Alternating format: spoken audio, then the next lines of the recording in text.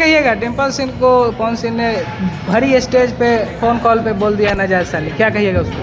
देखिए पवन सिंह ने जो बोला मेरे पॉइंट ऑफ व्यू से ये बिल्कुल सही नहीं है, क्योंकि नाजायज़ शादी बोलना किसी की भावनाओं को ठेस पहुंचा सकता है और भरी समाज में बोलना ये तो और सही नहीं है। और डिम्पल सिंह हो या फिर कोई भी एक महिला हो, आप किसी को भी नाजायज़ साली नहीं बोल सकते, चाहे वो आपकी खुद की साली हो या फिर रोड पर चलती कोई लड़की हो, आम लड़की हो। और डिम्पल सिंह तो फिर भी एक जानी मानी भोजपुरी की बढ़िया सेलिब्रिटी है।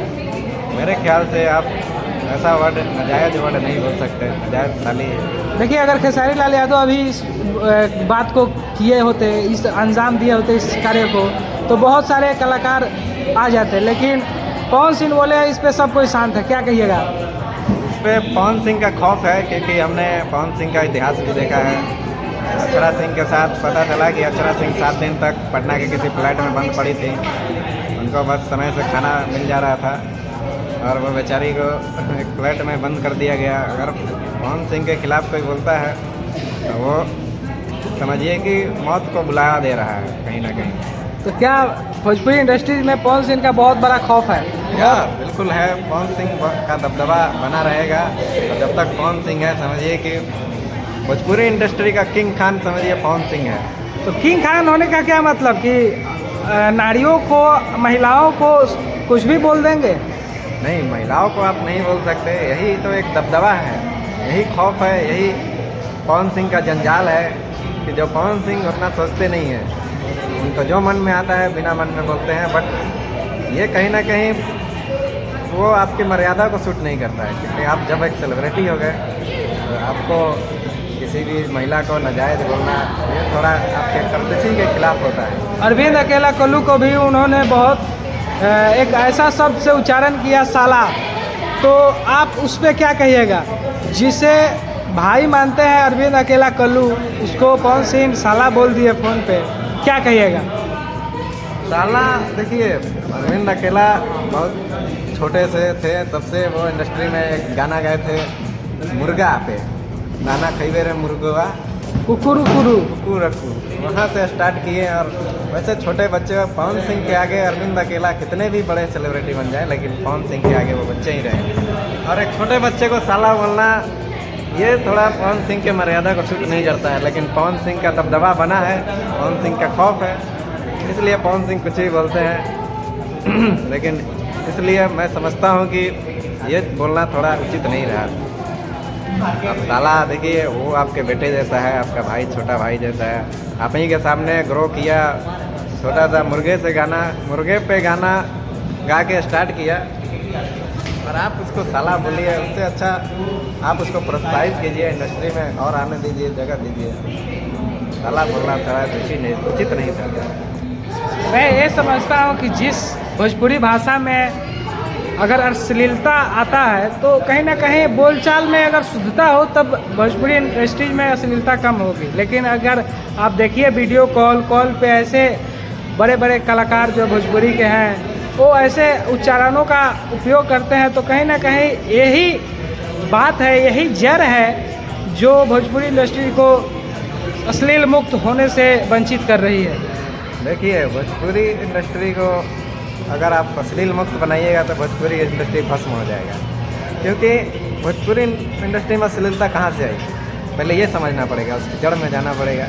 अश्लीलता यहाँ से आई क्योंकि लोग वही पसंद कर रहे हैं। जब लोग पसंद ही नहीं करेंगे तो अश्लीलता का वैसा प्रोड्यूसर बनाएगा ही नहीं, डायरेक्टर बनाएगा नहीं, सिंगर गाना गाएगा ही नहीं। और अश्लीलता गानों का, अश्लीलता मूवी का डिमांड ज़्यादा है। लेकिन देखिए, ये एक मूवी के तक रहे, गाने तक रहे तब सीमित है। आप गाने में किसी को पर्सनली नाम ले लीजिए, वो सही नहीं है। किसी जाति को फिर आप डिमोरलाइज कीजिए। This is not a good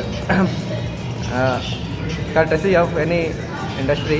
I think we believe to respect everyone. हाँ, अश्लीलता हमारे बॉलीवुड में देख लीजिए, वहाँ भी अश्लीलता है, वहाँ भी गाने बनते हैं, वहाँ भी वेब सीरीज का प्रचलन है, अश्लीलता है, लोग कंज्यूम करते हैं, प्रॉफिट होता है इंडस्ट्री को। अश्लीलता लाइए, लेकिन किसी के भावनाओं को ठेस ना पहुँचाइए। अगेन मेरा वही पॉइंट आ गया कि किसी को पर्सनली ना बोला जाए। तो क्या पवन सिंह को अब पवन सिंह के खिलाफ और अन्य कलाकारों को आवाज़ उठाना चाहिए कि नहीं? जैसे खेसारी लाल यादव कुछ बोल देते हैं तो पवन सिंह के खेसारी लाल के खिलाफ तमाम छोटे बड़े कलाकार जो हैं उनके खिलाफ लाइव आ जाते हैं और बोलने लगते हैं, लेकिन पवन सिंह के खिलाफ अभी तक कोई आवाज़ नहीं उठा पाया। 08 पहला ऐसा चैनल है जो, और आपने ऐसा गट्स रखा जो पवन सिंह को एक चेतावनी के रूप में और एक मार्गदर्शन के रूप में आपने कुछ बताया। आप क्या बताइएगा? लास्ट आप बताइए कुछ। देखिए, सबसे पहले तो चेतावनी नहीं है, पवन सिंह खुद एक सुपरस्टार है, उनको चेतावनी देने का 08 और हमारा कोई राइट नहीं है, कोई हक नहीं है। लेकिन हम लोग एक सिद्धांतवादी, जो गांधी जी बोलते हैं कि सब समान है, सबकी समानता को लेकर चलना है। और औरतों का ख्याल रखना है कि औरतों का ख्याल रखना है, अपने से छोटों का ख्याल रखना है, अपने से बड़ों का भी ख्याल रखना है।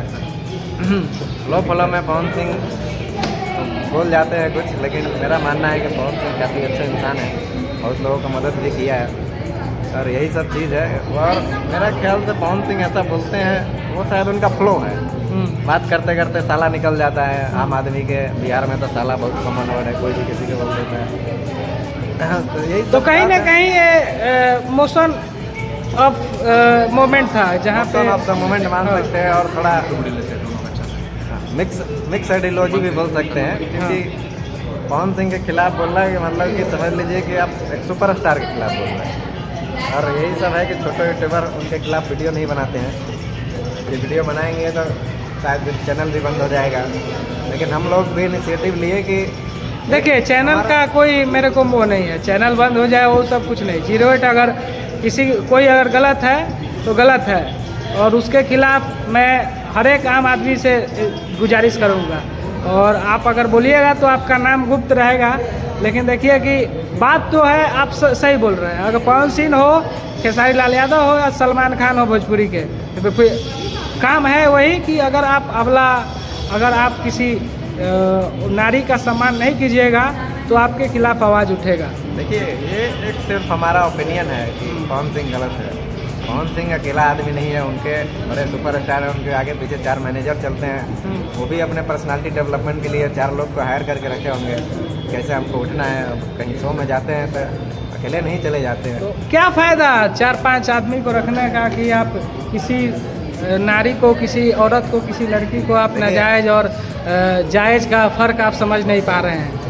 ये हम लोग डिसाइड नहीं कर सकते, क्योंकि अगर आप एग्जांपल लीजिए एक टेररिस्ट का, मर्डर करना आपके लिए बहुत बड़ा गुनाह है, लेकिन एक टेररिस्ट का वही पूजा है, मर्डर करना उसका पूजा है, उसका कर्म है। तो क्या पवन सिंह का आप कहना क्या चाहते हैं कि पवन सिंह का एक नारियों को सम्मान न करना उनका फर्ज है, वही कर्म है? नहीं, मैं ये नहीं कह रहा हूँ, मैं ये कह रहा हूँ कि हम लोग ये डिसाइड कर रहे हैं कि this is wrong for the society, but शायद पवन सिंह के पॉइंट ऑफ व्यू से कुछ और सोच रहे हैं, उनका देखिए, कुछ और होगा। मैं अपने पॉइंट से क्या सोचता हूँ ये मेरे पे डिपेंड नहीं करता है। मैं तो बहुत कुछ सोचता हूँ, लेकिन समाज को क्या अच्छा है, समाज के लिए क्या सही है, वो समझ के मैं चलूँगा। ऐसा नहीं कि हम मानिए कि कोई भी कुछ भी बोल दे, तो ऐसे तो नहीं चलेगा। हर आदमी का कोई पॉइंट ऑफ व्यू होता है, तो एक प्रोफेशनल होता है, एक पर्सनल होता है। तो अगर आप स्टेज पे प्रोफेशनली जगह पे, वहाँ पे आप अगर अपना पर्सनल व्यू रखिएगा तो कहीं ना कहीं समाज को ठेस तो पहुँचेगा। इसके लिए मैं एक सिंपल उदाहरण देना चाहूँगा जो अभी बहुत चर्चित है, उर्फी जावेद जी का। वो समाज में फ़ोन पहन के आ जाती है, उस पर क्या बोलिए, उसके लिए मिक्स आइडियोलॉजी फिर आ जाता है। वो एक फैशन डिजाइनर है, और फैशन डिजाइनर है, वो एक नया इनोवेटिव चीज़ करना चाहती हैं। आप बात करके आप इनोवेटिव चीज़ नहीं, जैसे आप भोजपुरी कलाकार, जैसे यहाँ पे क्या होता है, अश्लीलता मुक्त कलाकार काम कर रहे हैं, अश्लीलता के खिलाफ काम कर रहे हैं। और वहाँ पे आप अश्लील शब्दों से उच्चारण किसी लड़की को कीजिएगा तो वहाँ पे उर्फी जावेद या किसी अन्य कलाकारों का आप उदाहरण नहीं ले सकते हैं। आपको बात करना होगा कि आप पवन सिंह गलत हैं या नहीं है, बस 2 शब्द, गलत है या नहीं है। ये समाज की नज़र से देखें तो गलत है। पब्लिक में किसी को भी नाजायज बोलना और साला बोलना और एक सेलिब्रिटी के मुंह से पब्लिक में बोलना, ये कहीं ना कहीं गलत है। देखिए, कहीं ना कहीं ये गलत है और इस बात को मानते हैं। और मैं समझता हूँ कि अगर खेसारी लाल यादव और या पवन सिंह के खिलाफ पास ये वीडियो जाता है तो उन्हें समझना चाहिए कि हाँ, आपको एक मर्यादा के साथ काम करना है, और मर्यादा के साथ आप किसी भी स्टेज पे जाइए और वहाँ पे आप एक मर्यादा पूर्वक बात कीजिए। बिल्कुल बिल्कुल।